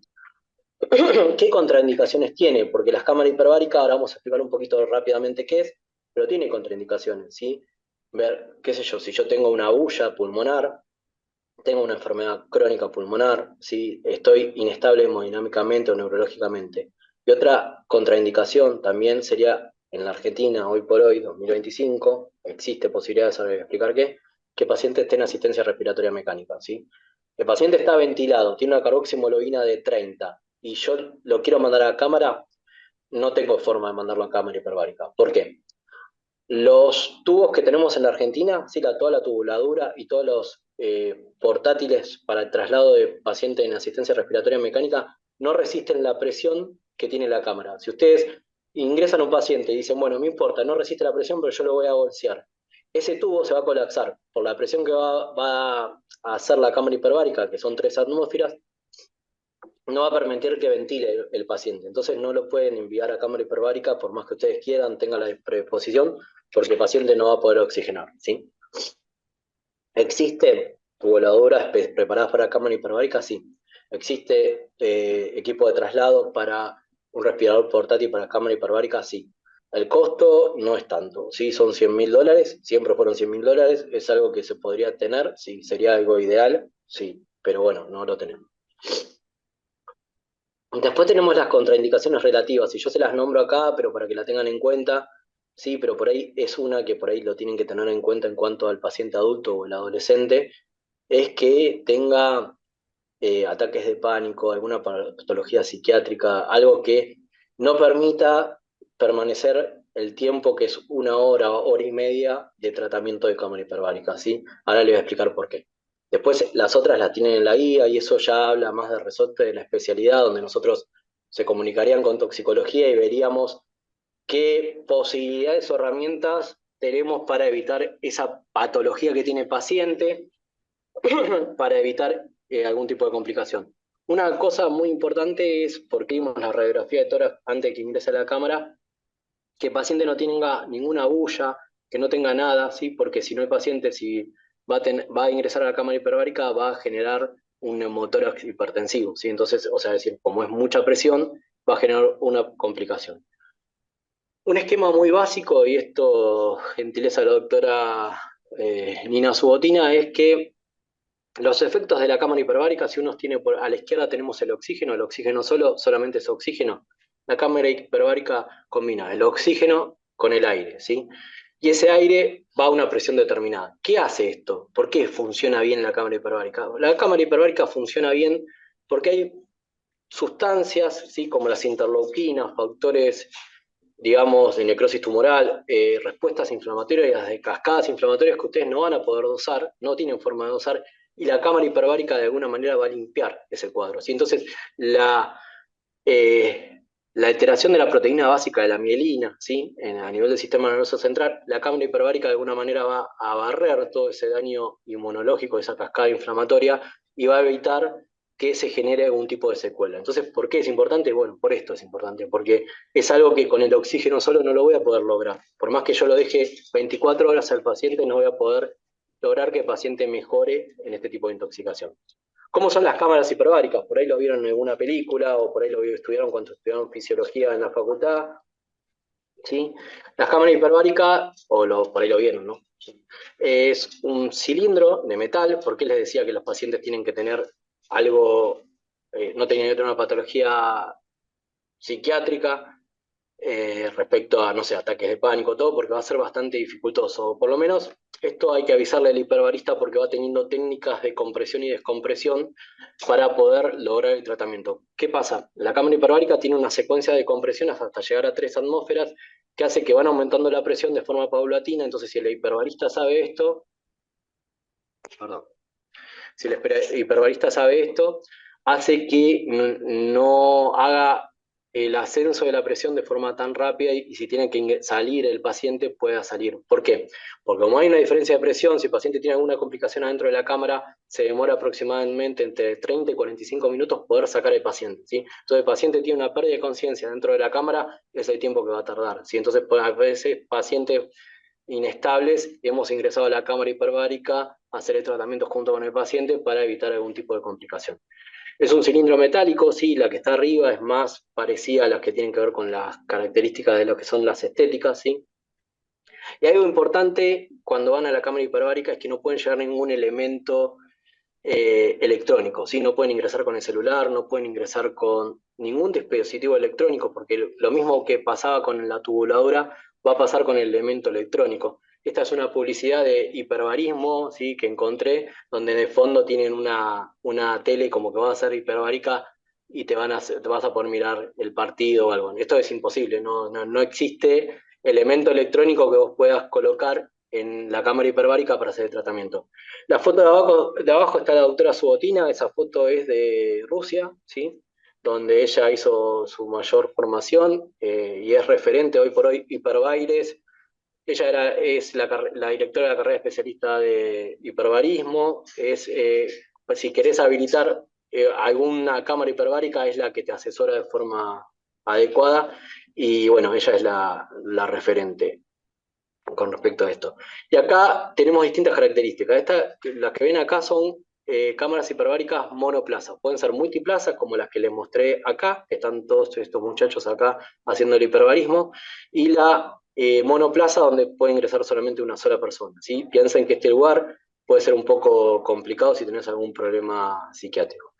Una cosa importante que yo a veces le digo, porque a veces los pediatras cuando van a hacer el tratamiento dicen, bueno, de paso aproveché, hice un poquito de estética y acompañé al paciente y me metí adentro. Recuerden que si el paciente no se coloca la máscara que tiene ahí, no está haciendo el tratamiento adecuado con cámara hiperbárica, ¿sí? O sea, si no se coloca la cámara, por más que vos entres a la cámara, no vas a llegar a la parte del tratamiento, porque a veces pasa que no está el dinero para pagarle a toda la familia y se le paga a un familiar y te dicen, bueno, igual que ingrese, bueno, no está haciendo el tratamiento adecuado, ¿sí? Puede ingresar, pero no es que va a hacer el tratamiento que necesita para este tipo de intoxicación. ¿Y por qué hacemos la cámara hiperbárica? Porque hay un síndrome neurológico como complicación que es el síndrome neurológico persistente, ¿sí? Son complicaciones a largo plazo que se pueden dar dentro de los 48 días y los 270 días o 360 días según bibliografía, donde vos tenés patologías neurológicas o neuropsiquiátricas desencadenadas por este tipo de intoxicación, ¿sí? Desde trastorno de comportamiento hasta lo que quieran, porque piensen que el síndrome neurológico persistente, de alguna manera, por el daño irreversible que genera en el globo pálido, ¿sí? La necrosis y todo, dependiendo qué alteración genere, es la complicación que voy a tener en el paciente, ¿sí? Pero bueno, esto habla de los 40 días y nosotros en toxicología, cuando tenemos que hacer un estudio complementario, que es el estudio específico para ver si no hay ninguna secuela, es la resonancia magnética cerebral, la pedimos a los 30 días la intoxicación, porque si la pedimos de forma aguda, no vamos a encontrar ningún tipo de alteración, ¿sí? Las alteraciones del síndrome neurológico tardío en pediatría con buen tratamiento son muy bajas, ¿sí? Esto que se observa entre 15 y 40%, es verdad, pero es más del adulto. En pediatría, la mayoría de los pediatras, cuando lo diagnostican, hacen bien el tratamiento, ¿sí? Por ahí queda, a veces, lo de la cámara hiperbárica, por los que le comenté, sí que es bastante complicado de realizar, pero bueno, nosotros por esto de la cámara hiperbárica modificamos un poco lo que es la guía del Ministerio de Salud del 2016, que 2016 era la última actualización de monóxido, yo le dije 2010, 2011, es 2016, que un poco hacía que ninguno vaya a cámara, porque parte de la indicación decía que la indicación de cámara hiperbárica era dentro de las 6 y 12 horas de intoxicación. ¿Qué pasa? Entró el paciente a las 8 de la noche, ¿sí? Intoxicado con monóxido de carbono. Yo la verdad que 60.000 pesos en la guardia no tengo, y si tengo que hablar de 4 personas, 240.000 pesos no tengo para darle en efectivo para poder hacer el tratamiento. Las 12 horas, cuando sea las 8 de la mañana, que yo pueda hablar con dirección, con planta, con el jefe de servicio, con quien sea para tramitar esta gestión económica, ya pasaron. Entonces yo llamo y me dicen, mira, la verdad que son las 9 de la mañana, ya pasaron 13 horas, la verdad no tiene criterio de cámara hiperbárica. Entonces hacía que ninguno vaya a cámara hiperbárica porque no estaba este valor arbitrario que nosotros estuvimos buscando de dónde sería ese valor arbitrario y lo encontramos, ¿sí? Encontramos que ellos se basaron, que si bien estaba bien, en el tiempo promedio traslado que había en Estados Unidos de trasladar un paciente de helicóptero a cualquier cámara hiperbárica en Estados Unidos. Y ellos vieron que en el transcurso de 4 horas era el tiempo máximo que ellos tenían. Entonces dijeron, bueno, entre 6 a 12 horas, ese tiempo recontra suficiente para vos trasladar a un paciente a lo largo de Estados Unidos para hacer un tratamiento con cámara hiperbárica. ¿Qué pasa? Nosotros estamos en Argentina, ¿sí? Estamos en Argentina, no estamos en Estados Unidos, ¿sí? No tenemos cámaras en todo el país. Un avión sanitario para hacer una cámara hiperbárica es una movilización de un montón de cosas que no, claramente no lo vamos a poder resolver en 6 y 12 horas. Un helicóptero desde la Pampa hasta Buenos Aires no se va a poder tramitar de una forma tan inmediata, entonces nosotros hicimos que de alguna manera modificar ese tiempo en cuanto a nuestra problemática en 24 horas, ¿sí? Quisimos de alguna manera colocar un plazo máximo. Nosotros en el Gutiérrez hemos tratado a pacientes intoxicados con monóxido de carbono 72 horas después con una respuesta recontra favorable, ¿sí? Ahora, si el tiempo me alcanza, que me parece mucho no, después les cuento un caso clínico, está publicado. Eh, lo que pasa es eso, que si nosotros no tenemos en cuenta nuestra problemática, nunca vamos a poder tratarlo de forma adecuada. Entonces, ese es el tiempo. Ustedes tienen 24 horas. ¿Y qué pasa? ¿Qué tienen que tener en cuenta? Porque acá tenemos como una... No nos ponemos a veces de acuerdo entre los centros de toxicología o por ahí los que hicimos el consenso estamos todos de acuerdo, que es el Hospital Posadas, Casa Cuna, Hospital de Niños, ¿sí? El Hospital Garrahan, todos estamos como muy de acuerdo, pero el resto por ahí no están de acuerdo y es un poco a veces lo que genera este tipo de confusión. El año pasado, por septiembre, por ahí, me tocó asistir en una reunión donde se planteaban distintos criterios de cámara hiperbárica y distintos valores de cámara hiperbárica, ¿sí? Que no estaban muy fundamentados, ¿sí? Entonces, por ahí puede ser que ustedes llamen a algún lugar donde les diga que el valor de la carboximoloína es 30, ¿sí? Claramente está recontra desautorizado, ¿sí? O puede ser que les digan que hay que hacer oxígeno con máscara con reservorio durante 6 horas y después pedir una carboximoloína. Y bueno, eso fue motivo de discusión, levanté la mano 800 veces, pobre persona que estuvo presentando, que todos ninguno va a ir a cámara hiperbárica. Si yo a un paciente le coloco 6 horas de máscara con reservorio, tiene 30, 29 de carboximoloína, y lo dejo 6 horas, yo les puedo asegurar que a las 6 horas le saco una carboximoloína y va a ser 7, 8, 10 como mucho. ¿Sí? Entonces nadie va a cámara. Pero ¿qué pasa? No estamos evaluando toda la otra complicación, ¿sí? Toda la cascada inflamatoria, la secuencia de la proteína básica de la mielina, toda la alteración neurológica que le va a generar el paciente. Entonces, eso es un falso tratamiento de alguna manera. La secuela, y bueno, yo estoy jugando la ruleta rusa, a quién le toca la secuela y a quién no. ¿Está bien? Entonces, la parte médica, nosotros tenemos que estar firmes en cuanto a la decisión y la conducta, ¿sí? ¿Qué podemos hacer para evitar este tipo de intoxicación? De alguna manera, podemos aconsejar a la familia si va a usar el brasero, cuál es la forma más segura de usar el brasero, ¿sí? No usar el horno para calefaccionar, ahora le voy a explicar cuál es la forma un poquito más segura, que si el paciente te dice, mira, está todo bien, Francisco, vos, genial todo lo que me habla de monóxido de carbono, pero hace 3 grados bajo cero en mi casa, vivo en una casilla, y si yo no prendo un brasero, por más que nos pongamos toda la ropa que tengamos, nos congelamos todo. Bueno, genial. Bueno, la forma más segura que tenés para colocar el brasero es encender el brasero afuera, ingresar con el brasero al lugar donde querés ventilar. Después que lo calefaccionás, digo, retirar el brasero para que se apague en el exterior. Y de eso mantener caliente el ambiente el tiempo que dure, ¿sí? Pero no dejar que el brasero se apague adentro del lugar. Eso va a generar la combustión incompleta y va a generar algún tipo de complicación. Y bueno, mantener los ambientes ventilados relativos, ¿sí? Porque a veces dicen, bueno, abrí una endija un poquito la ventana, pero bueno, ¿qué tanto es un poquito si una fuente está generando una mala combustión y me va a intoxicar de cualquier manera, ¿sí? Uno lo que tiene que recomendar también que los elementos a gas o a garrafa o como sean, estén revisados o estén seguros de alguna manera por algún gasista matriculado, ¿sí? En la página de Metrogas, ¿sí? Pueden encontrar todos los gasistas que están matriculados y de alguna manera esa es la persona idónea para poder controlar los artefactos que funcionen de forma adecuada. Y otra forma también que tenemos, ¿sí? Que es algo preventivo, son los detectores de monóxido de carbono. Hoy por hoy los detectores de monóxido de carbono son alarmas, ¿sí? Que ustedes le colocan una pila y tienen un valor determinado de partes por millón de monóxido de carbono en el ambiente, que el de la izquierda que ven ahí es el que usa bomberos al tener este tipo de intoxicación, usa este tipo de detección en el ambiente. Me estaba volviendo loco la perra esta. Eh, bueno, les decía que estos detectores se buscan en Mercado Libre, la verdad que hoy por hoy se están totalmente difundidos, ¿sí? No tienen un costo muy caro, el más económico está a 10.000 pesos, algunos censan gas, butano, propano y otros censan solamente monóxido de carbono, pero no es algo costoso, es una alarma, así que hay que, por lo general el fabricante recomienda que no esté cerca de la cocina, pero tiene que ver por una cuestión de que con la grasa que que se genera en la cocina hace que se tape el sensor y puede ser que no lo detecte. Pero bueno, eso será el recambio que uno le tenga que hacer también, o sea, no es que duran para toda la vida, son sensores que por lo menos 3 4 años pueden durar bien, pero bueno, hay que tener en cuenta, por más que diga 10 años, el sensor que ahí yo les muestro, por lo general el promedio son 4 o 5 años, ¿sí? Porque se termina tapando con restos de polvo y todo, y por ahí no sensa de forma adecuada. Pero no es un costo importante, ¿sí? Es algo que se puede recomendar.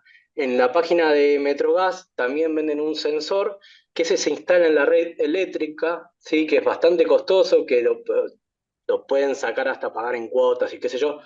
Pero la verdad que no es algo cómodo porque si se te corta la luz y vos tenés gas, claramente te vas a intoxicar. Entonces, por ahí, si yo tendría que recomendar algunos, serían los que son estos con pilas, que es algo bastante simple de colocar.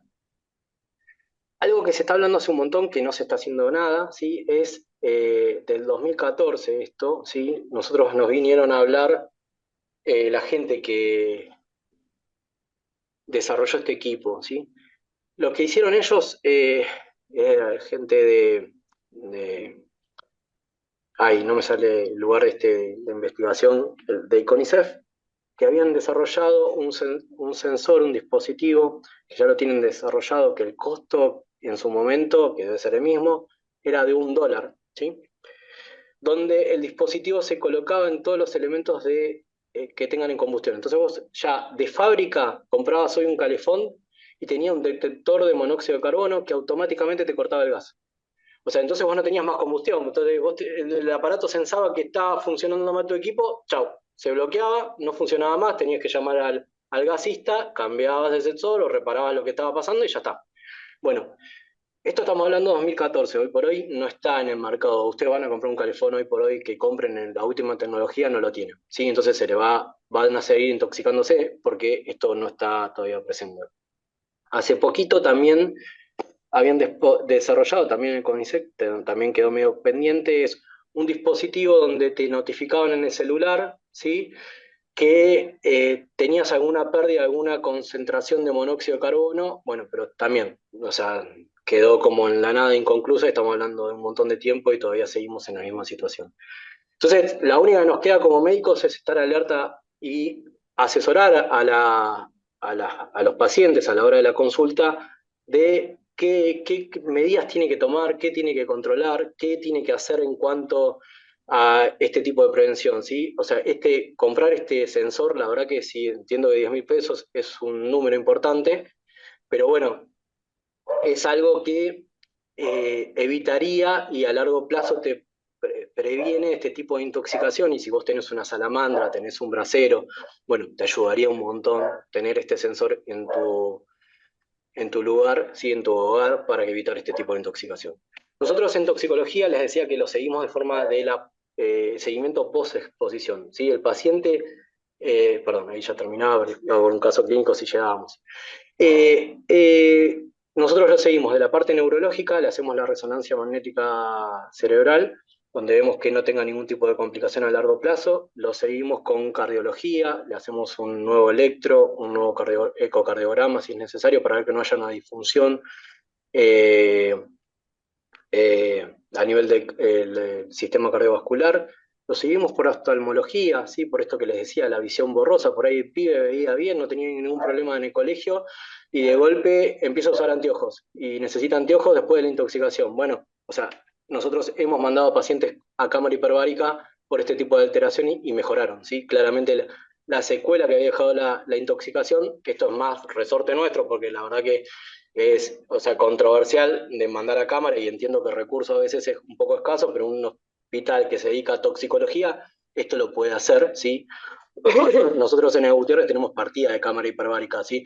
No puede entrar un paciente de afuera, pero si un paciente va por consultorio de alguna manera y tiene algún tipo de secuela, lo vamos a tratar. Entonces, o sea, es un poco para que tengan en cuenta estas características si queda algún tipo de secuela. El caso rápido que le voy a contar, sí, que está publicado, es el principio de darle más respeto a la cámara hiperbárica. ¿Sí? En el 2016 nosotros tuvimos un paciente de 11 años de edad que estaba en la localidad de Diamante, en Entre Ríos, ¿sí? El paciente se había intoxicado, resulta que el chico vivía con su mamá, los padres estaban separados, el papá vivía acá en Buenos Aires, la mamá estaba allá, y resulta que ellos tenían un calefón en el baño, la mamá estaba preparando las milanesas, ¿sí? Y de golpe escucha un ruido como que el chico se cae, está inconsciente en el baño, ¿sí? Abre, ventila un poco la casa, se da cuenta un poco de la situación y pide ayuda. Vienen dos personas a ayudarlas que eran veterinarios que le hacen supuestamente RCP al chico. Llega a la localidad, el hospital local, luego de realizar la RCP. El paciente se recupera con oxígeno de alguna manera, quedando con secuelas. El paciente no veía, ¿sí? Estaba como irritable, estaba alterado. Y la tía que estaba allá, un viernes, nos llama a toxicología diciendo que acá no saben nada qué están haciendo en el hospital, no sé qué es lo que tiene mi sobrino, nos empieza a contar lo que pasó. Entonces le decimos, mirá, la verdad que parece una intoxicación, pero ¿por qué no se comunica el médico que lo está tratando con nosotros a ver qué podemos hacer? Bueno, hablamos con el médico, le decimos que se trataba de una intoxicación con monóxido de carbono, que ellos no le habían hecho carboxiemolovina, pero todo cerraba a pensar en este tipo de intoxicación. Y bueno, se hace toda una gestión para aceptar el paciente desde Entre Ríos para el Hospital de Niños. El paciente llega a la guardia, apenas llega, el paciente se ventila, ¿sí? El paciente requiere asistencia respiratoria mecánica. Esperen que ahora les voy mostrando un par de fotos del paciente. Eh, el paciente estaba en estas condiciones clínicamente, ¿sí? La foto que ven ahí es cómo estaba el chico. Cuando llega, ingresa a UTI, ¿sí? Se ventila directamente, la alteración neurológica que tenía era recontra importante, permanece en asistencia respiratoria durante 3 días, ¿sí? 12 horas posterior a la extubación era un paciente que los pediatras diríamos, bueno, es un paciente que termina con botón gástrico, traqueostomía, ¿sí? Era un chico que no veía, ¿sí? No veía absolutamente nada. Y bueno, decidimos en ese momento, basado en la poca evidencia que había, ¿sí? En realizarle cámara hiperbárica. Hay un artículo que está acá, que es del 2009, que es de Turquía, que tenía un poquito de sesgo porque era de centro de hiperbarismo y de neurología, donde vieron que un paciente que tenía alteraciones visuales le hicieron múltiples secuencias de cámara hiperbárica y mejoró de forma total este tipo de intoxicación, ¿sí? O sea, este tipo de lesión, este tipo de secuela. También otro paciente similar que tuvo un foco epileptógeno que también mejoró. Bueno, basándonos un poco en esta evidencia muy débil, ¿sí? Bibliográfica, decidimos indicarle la primera cámara hiperbárica. La verdad que eh, la primera cámara fue como reveladora, porque yo al paciente lo seguí en todo momento, ¿sí? Y lo veo post ventilación y el paciente no podía hacer nada, ¿sí? Primera cámara, el paciente empieza a tener visión borrosa. Yo me acuerdo que estaba sentado en la cama, en los pies parado en los pies del paciente, mi compañero estaba enfrente, él le estaba hablando, le estaba tratando de preguntar y no hablaba como muy, no, emitía sonidos y en un momento o sea, empieza como a modular un poco las palabras y levanto la mano, ¿sí? Y le digo, ¿qué estoy haciendo yo? Y me dice, levantando la mano. Hasta ese momento el paciente no veía nada, ¿sí? El paciente le hicimos un total de, ya les digo bien, no les quiero decir más, 35 sesiones de cámara hiperbárica, ¿sí? El paciente es un paciente que tuvo una vida totalmente normal, caminó, hizo actividad física, fue mejorando de forma progresiva, ¿sí? El paciente no tuvo ningún tipo de complicación, solamente al año de la intoxicación tuvo un poco epileptógeno. Era un chico que iba a hacer un ECNE con tráqueo, botón gástrico, que no iba a recuperar nada de casualidad porque en realidad la secuela ya la tenía, y ese fue como el paciente de cambio de paradigma con respecto al respeto a la cámara hiperbárica y que tenemos que hacer algo con esto y tenemos que tenerlo en cuenta, ¿sí? Porque, a ver, si un pibe que le hicimos 35 sesiones de cámara hiperbárica, que el costo de salud es un montón para los que evalúan el costo, pero en realidad un pibe con una secuela neurológica, ¿sí? Con un botón gástrico, con una traqueostomía, con un montón de complicaciones a largo plazo, o sea, la calidad de vida que va a tener ese chico, es un chico que hasta hace poquito estaba haciendo taekwondo como si nada y estaba practicando su deporte recontra normal, y lo único que le generó es esa secuela que estuvo medicado con carbamazepina, nada, la verdad que nada, y no tuvo ningún tipo de complicación. Entonces, un poquito lo que les compartía hoy era darle importancia a la cámara hiperbárica, ¿sí? O sea, tener en cuenta que esta intoxicación no es algo que tiene que pasar desapercibido, que tenemos que estar atentos, que tenemos que pesquisarla, que es lo difícil, ¿sí? Hacer el diagnóstico es muy complejo porque no es un diagnóstico fácil de realizar, tenemos varios distractores a la hora de hacer este diagnóstico, y si la cámara está bien indicada, por lo menos no le generamos una secuela al paciente, que es un montón, ¿sí? Eso es algo que se tienen que llevar de hoy, ¿sí? Que la cámara es algo que beneficia a largo plazo. Este, este trabajo está publicado en Archivos de Pediatría. Acá está, esperen que ahora ya se los muestro. Con los dos pacientes en 2020. Son esas cosas que a veces pasan en la medicina. Yo no estoy en la parte de los autores porque en realidad yo lo escribí, pero bueno, son esas cosas que a veces pasan en la medicina, que hay gente que, que en el 2020 hizo otras cosas y lo publicó. Pero bueno, nada, a veces otras formas de metodologías médicas que hacen que esto no se pueda hacer mucho si la persona que lo publica es la que tiene la sartén por el mango. Pero bueno, ahí está la doctora Nina Subotina, ¿sí? A Alicia de la Fuente era una neuróloga que le estuvimos explicando cómo es este tipo de intoxicación, que le enseñamos intoxicación con monóxido de carbono. Patricia Cardoso es una médica de planta y Elda Carnet es la jefa de servicio. Este lo pueden encontrar, ¿sí? En archivos, y está este tipo de paciente que les conté, y hay otro paciente más que este ya fue un poco más complejo porque fue un humo de incendio que eran dos hermanitos gemelares, ¿sí? Que el hermano falleció en ese tipo de intoxicación y le hicimos tratamiento con cámara hiperbárica 40 días después de la intoxicación.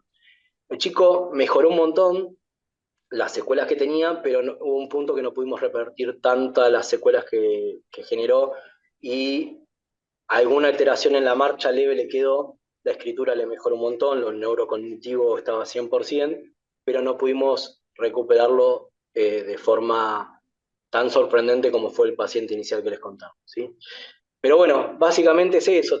En toxicología laburamos mucho en equipo, ¿sí? Es una especialidad que tenemos que hacer la articulación con psicología, psiquiatría, neurología, servicio social, kinesio. Estamos como muy de forma multidisciplinaria por el diagnóstico a veces toxicológico pasa desapercibido. Pero bueno, nada, era eso lo que le quería compartir. Francisco, muchísimas gracias, excelente, la verdad que buenísimo. Este, nada, buenísima la clase, la verdad que muchas cosas que Bueno, muchas gracias. desconocíamos. Yo siempre tengo alguna pregunta, me van a odiar a Sí, mí, obvio.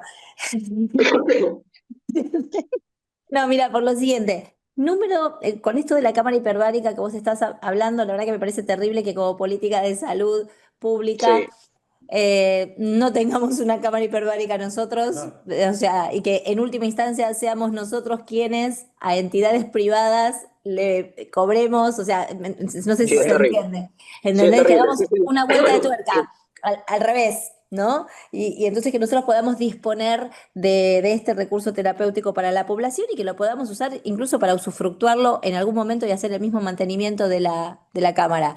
Pero bueno, yo no me dedico a eso, así que nada, voy a pasar a las preguntas que corresponden. Una, Pienso lo mismo que vos, con respecto a eso, es terrible. dale. Bueno, pero por ahí le interesa a mi ley facturar la cámara. Habría que charlarlo con la gente libertaria y ponerle unos números. Escúchame, ¿número de sesiones máximas en la cámara Mirá, hiperbárica existe? no hay máximo. En realidad, el limitante es el, la mejoría o no del paciente. Vos lo podés justificar, ¿sí? Eh, en cuanto a la parte médica, si mejora algo. Por eso el examen neurológico inicial tiene que ser recontra exhaustivo. Si nosotros descubrimos con este paciente que hay una resonancia que se llama resonancia magnética con tensor de difusión, que es lo que hace es, de alguna manera, este tipo de resonancia, la verdad que yo la desconocía, la aprendí con este paciente, es impulsar las moléculas de agua, evalúa cómo las moléculas de agua difunden a nivel del sistema nervioso central y cómo se chocan, y de esa manera, cuando se frenó la la mejoría en la resonancia magnética con tensión de difusión, ahí cortamos las sesiones de cámara hiperbárica, porque hacerle 10 más o 4 más iba a ser lo mismo y no íbamos a encontrar una mejoría, pues a nivel neurológico no encontrábamos, hasta ahí llegamos. Entonces le hicimos una de manera inicial en la sesión 10, si no me equivoco, y le hicimos una en la 35, y bueno, ya ahí habíamos llegado al tope y decidimos cortar. Esto es como más resorte del especialista y de la gente de hiperbarismo, y depende de la sintomatología. Lo que tienen los pacientes pediátricos de interesante que el adulto no pasa, nosotros indicamos también sesiones de cámaras múltiples de hiperbárica a una mujer de 75 años que se intoxicó con monóxido de carbono y nunca pudimos mejorarla, ¿sí? La paciente quedó con una secuela y nunca se mejoró. Entonces, la plasticidad cerebral del paciente pediátrico es muy importante a la hora de la mejoría y hay que tenerlo en cuenta. Claro, sí, sí, como siempre, por suerte, los niños. Sí.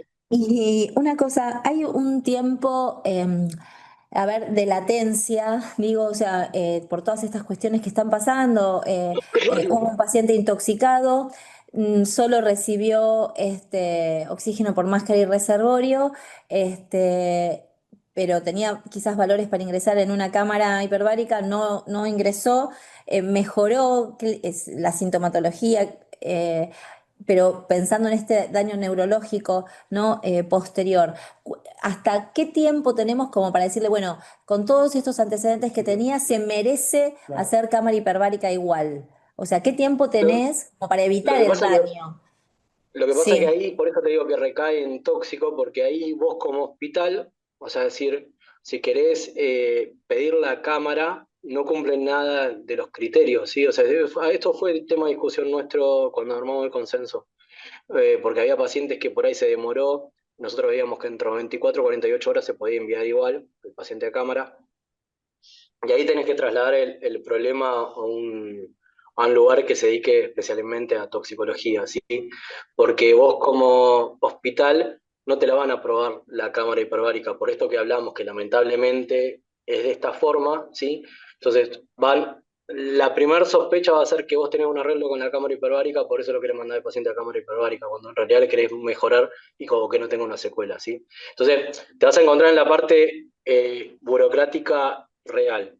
Tiempo, y este paciente que te dije que evolucionó bien, lo enviamos en 35, 38 días posterior a la intoxicación que estuvo en asistencia respiratoria mecánica.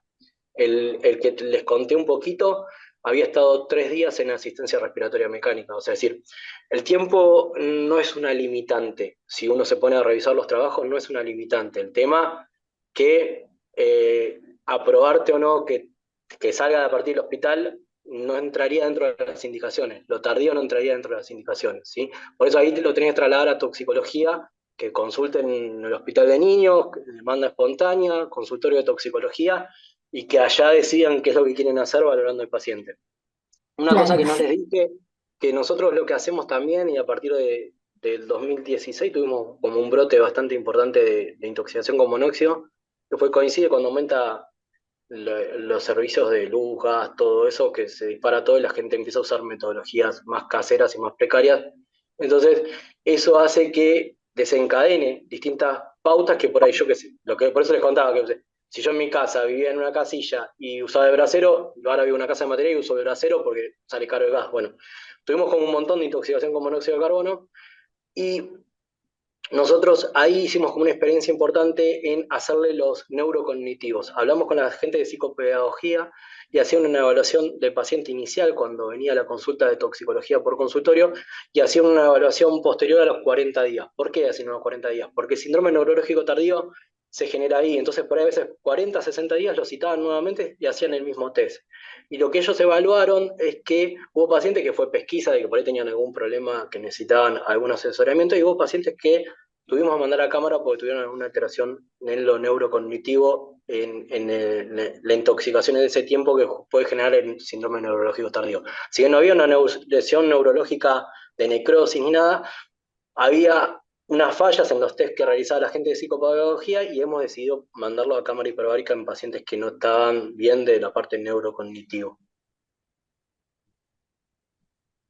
Claro, qué bueno eso. Y escúchame, entonces yo si no te entendí mal, o sea, esto que se extrapoló de Estados Unidos de las 12 horas y qué sé yo, ¿sigue vigente actualmente en nuestro país o no? ¿Podemos pelearlo y no, son 24, 72 horas, dentro de esos rangos nos podemos manejar? Mirá, 24 horas está, o sea, decir, Ok. 24 horas está. El tema que Ujú. siempre, viste, en los consensos universitarios a veces no nos ponemos de acuerdo y hay gente que quiere bajar el tiempo, no sé qué intereses tendrán, pero quieren bajar el tiempo y a Claro. veces pueden encontrarse con esa problemática. Yo estoy seguro que Ujú. si llaman al Gutiérrez, no hay ningún toxicólogo de lunes a lunes que si pasaron 20 horas le diga, no, no va porque ya pasaron 12 horas, no va a haber ninguno. Claro, está O sea, perfecto. Y nosotros después, tuvimos esa experiencia y lo vivimos todos, ese paciente. Entonces, ujú. como que vemos cómo mejora y no hay muchas cosas publicadas de esto. Claro, claro, no, sí, sí, y aparte, bueno, y cuando se trata de otro paciente como el que charlamos hace un rato, ya directamente derivar al paciente con un servicio de toxicología para que ustedes puedan pelear un poco el tema de usar la Por eso, cámara, vos como... inicialmente, Mm. pero por eso, vos inicialmente tenés que armar la gestión para pelearte allá. O sea, el costo no es algo complejo, ¿sí? O sea, es decir, no es algo complejo. Por ahí el seguimiento sí lo podés mandar, porque por ahí no estaría bien dejarle al paciente 6 horas con máscara con reservorio y que vaya al Gutiérrez a consultar a ver qué pasa, ¿entendés? Porque eso, Claro, o sea, no, no, no no, sería no, lo no sería mejor. prolijo. No, no, no, se deriva Claro. de institución a institución, claro, sí, obvio. Ok. Bueno, estaba viendo, creo que quedó recontra súper clara, están todos los alumnos que empezaron todos conectados. Qué bueno. Preguntas en el chat, ahora no estoy viendo, creo que las fuimos haciendo todos acá, ya nosotros. Quedó súper clara la clase, te agradecemos un montón, No, por favor, porque muchas gracias. aparte de cuestiones científicas, Gracias, cuestiones de actualidad y que tienen que ver con algunas decisiones políticas que, sin meternos en Bueno, política partidaria, sino que tienen que ver con no, no, decisiones de salud pública, ¿no? A eso me refiero. Está bueno conocerlas, porque a veces no sabemos por qué nos dicen que no o qué fundamento. Esto, por ejemplo, de las 12 horas de Estados Unidos, que se extrapoló acá, yo no lo entendía y ahora entiendo de dónde salieron las 12 horas. Y está muy bueno lo que decís de, bueno, adaptar las cosas a nuestro país, que es distinto a otros. totalmente, Eh, totalmente. Así que bueno, Bueno, Francisco, millón de gracias por la no, preparación de gracias a la ustedes por clase. la invitación. Va a quedar subida la clase, chicos, ya hoy a la noche ya la subo, si Dios quiere, si la terminamos de editar y de editar, ya la subo. Y el jueves que viene nos volvemos a encontrar con Francisco, por suerte, ¿sí? Con consumo de sustancias psicoactivas en pediatría y neonatología, que es un temazo también. Temón, temón, sí. Temón. Temón. Así que, Francisco, millón de Bueno, gracias y esperemos que tu gracias a perrita ustedes por la esté bien. invitación. Muchas No, gracias por por la favor. invitación. Muy amable. Hasta luego. Nos vemos. Chau, chau. Nos vemos.